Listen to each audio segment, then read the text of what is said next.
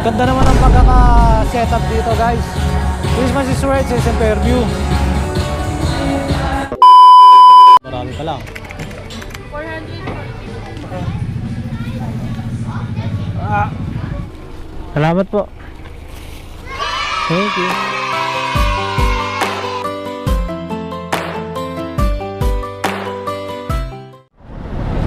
Grab. Gold Jeep compression 933. Meron na ba 933? 933. Kuya, hindi kasi sa atin sumasagot dito. So, pwede pong pagkakawa siya. Regarding na sa order. Ito na, ito na. May bridge pa, ano? Diba yung pagaling ka ng D5? 933. Makausapin ko pa eh. Teka lang. Dari na naman.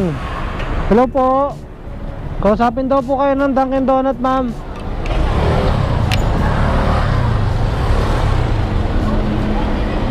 Ano nga, wala pang wala pa yung item, di pa natin napipick up. Sa prank? Sa prank pala, no? Barinig kita sa mukha eh. Prankers eh. Sa prank ko ito, no? Sa prank pala yun, no?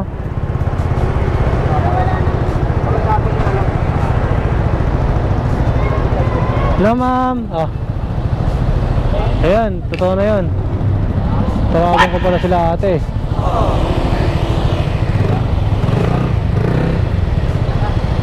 Kanina naka-cancel, ngayon naman siguro wala naman, sana hindi naman maka-cancel itong item na to. Cancel kanina eh. Bawal naman yung pusa, buntis. Waiting pa rin sa item, wala pa rin ang item. Tagal ng usapan nila, mukhang mahaba-habang usapan na nangyari ah. Hindi nagkasundo yung dalawang magpapanggad ah. Much later. Okay na, Ana? Tatawagan pa namin. Hello? Patawagan nyo ulit? Patay niyo eh. Ayun na, ito na. Ito na tawag dito. Ito ba to? Oh, isa prank na naman to. Barinig kita sa mukha eh.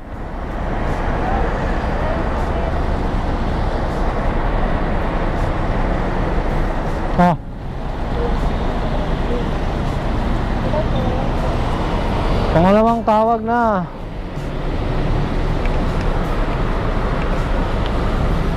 Didelay yung mga pick up ko pangalawa na to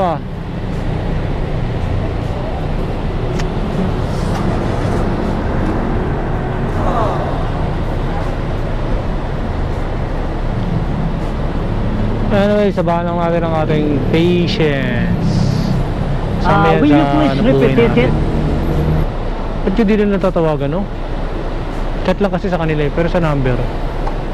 Ang may access yung customer, yung merchant sa customer, may access sila sa Grab apps. Chat, pero sa tawag wala sila. Pa-cancel na daw po. Ay, mag-cancel.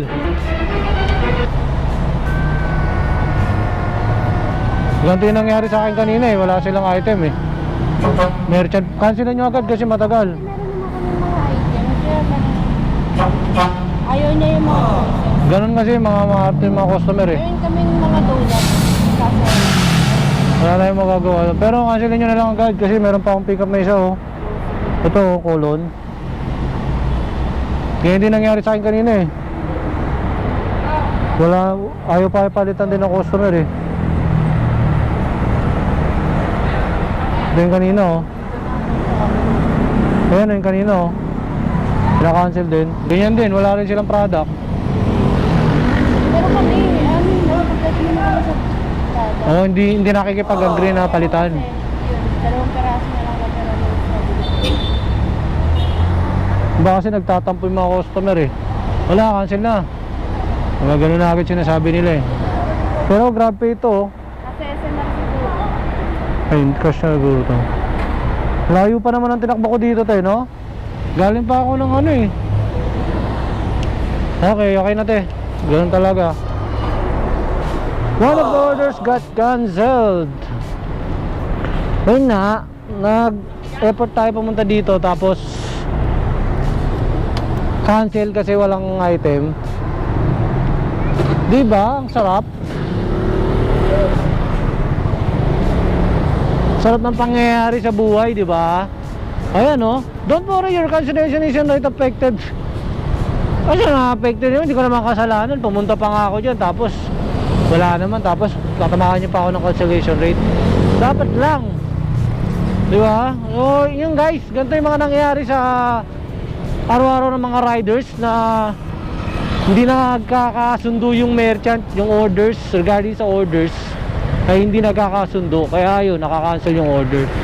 So dito na tayo sa Colon sa ating isa pang pick up. Sana naman ay buti na lang malapit yung malalayo yung tinatanggal. Goods na rin yun, cash pa naman yun. Pa-cancel talaga yung cash yun eh. Colon. May grab? May puwantan na ito. Eh, pero ano mo?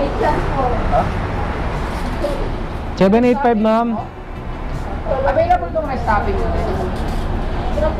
Sa likod ko nakikita mo yung eternity oh. Walang katapusan. Yung salamin na magkaharap, eternity yan, walang katapusan yan. Dito lang yan sa Colon sa Marte. Alam ko nasa likod lang ito.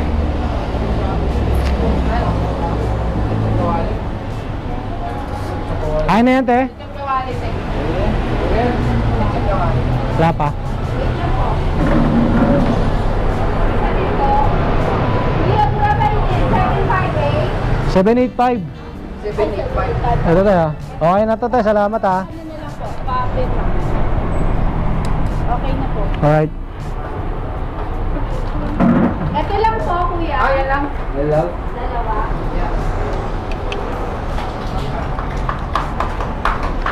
Ayun, so successfully pick up. Buti na lang, hindi na-cancel to.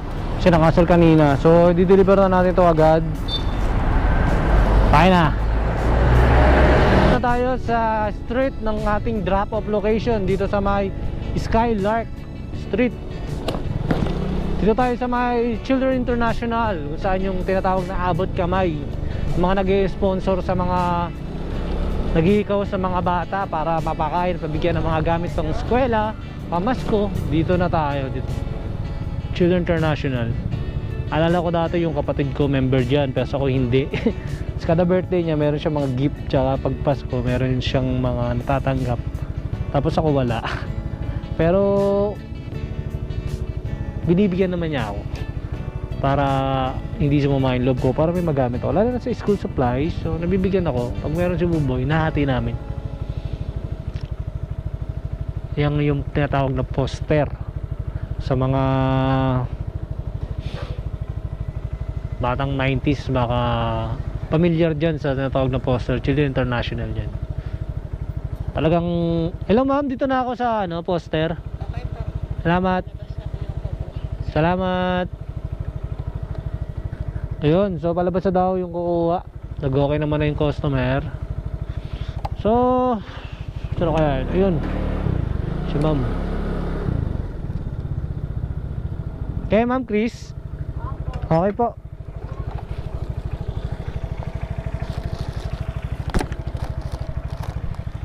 Thank you po. Yeah. Ito pala siya sa tapat ng poster. Ayun, smooth ang drop off natin. Smooth siya. So napansin ko guys na yung mga malalayo mga drop off, ayun yung mga kinakancel ng customer. Ang laki sana ng fare nun guys, 113. Magkano natapyas? 113 yung kasama sa banda sa may Lagro yung drop off nun eh. Ayan, tignan natin kung magkano natapyas ha. Magkano na ba yung 50?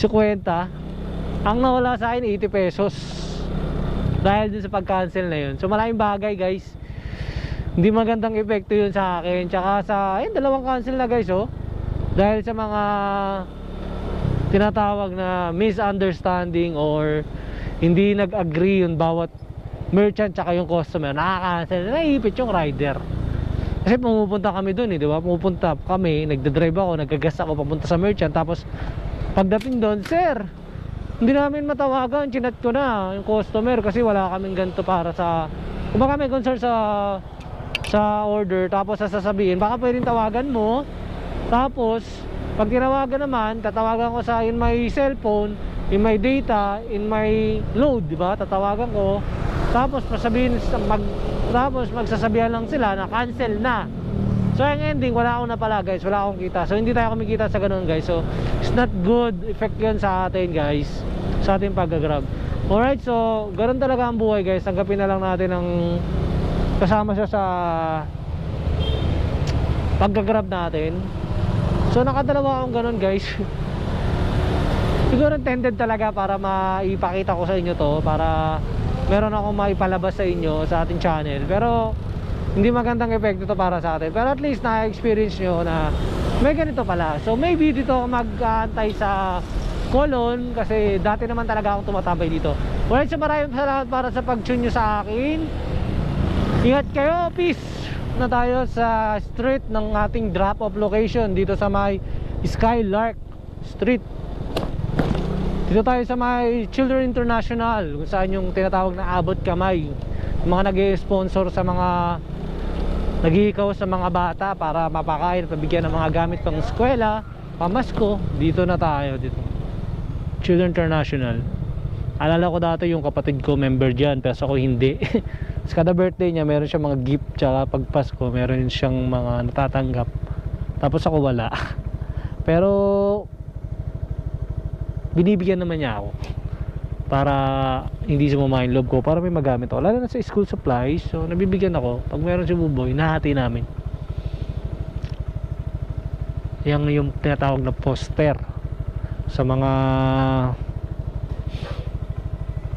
batang 90s, baka familiar dyan sa tinatawag na poster, Children International dyan. Talagang, hello ma'am, dito na ako sa poster. Salamat. Salamat. Ayun, so palabas na daw yung kukuha. Nag-okay naman na yung customer. So sino kaya yun? Ayun, si ma'am. Okay ma'am Chris. Okay po.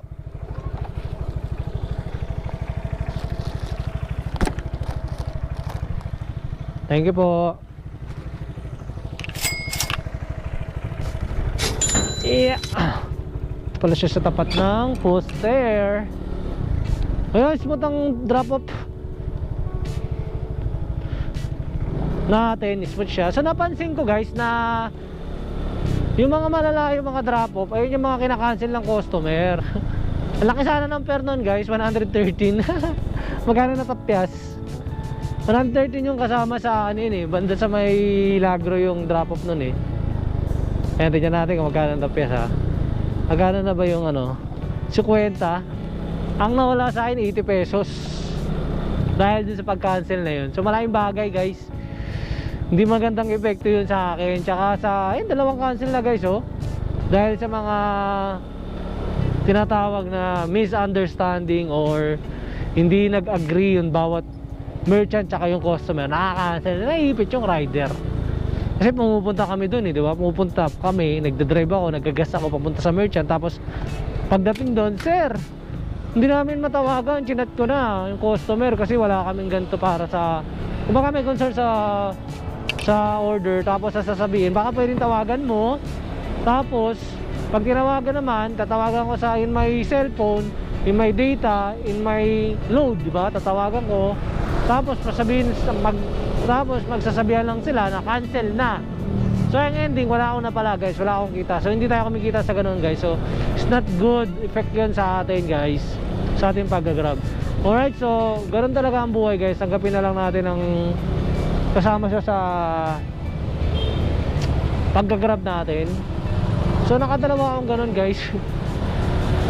Siguro intended talaga para maipakita ko sa inyo to, para meron akong maipalabas sa inyo sa ating channel. Pero hindi magandang epekto to para sa atin. Pero at least na-experience nyo na may ganito pala. So maybe dito ako mag-aantay sa Colon, kasi dati naman talaga akong tumatabay dito. Alright, so maraming salamat para sa pag-tune nyo sa akin. Ingat kayo, peace!